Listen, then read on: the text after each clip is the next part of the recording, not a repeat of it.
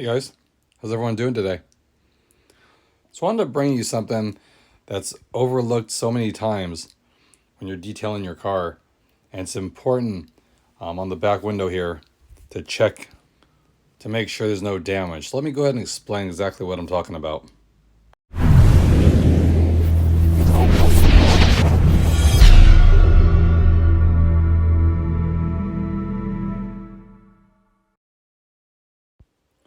Okay, most of us when we wash and detail our cars, just go over the surface and all that, and that's good. But one thing you have to look at, so you're wiping the window down, and I had this actually happen because I had bird droppings on it on the paint and didn't think much of it. But what I found, especially, I don't know if my cord, I can't really remember if it was like this, but if you look in the side here, there's a big area that stuff can easily get trapped inside here. As you can see, I've already cleaned my car, but there's still debris that's been caked on there inside.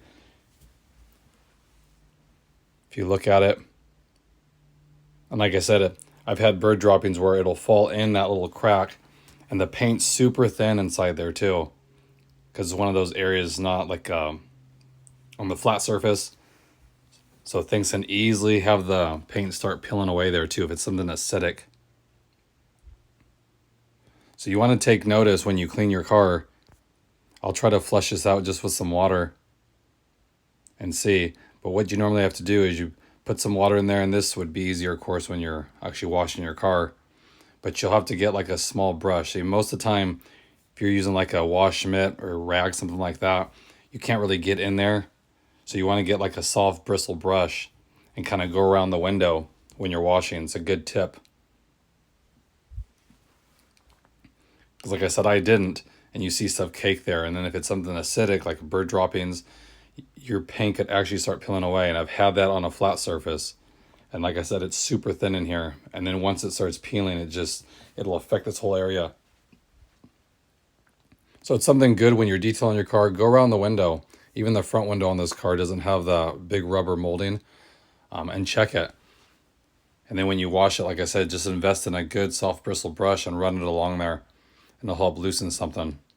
Because I've seen a lot of people say that in these kind of areas or the drip rails on the roof, it'll start peeling away the paint, and it's super thin. So you definitely want to take care of it. So here's the front too, same thing. You see mine's dirty in here.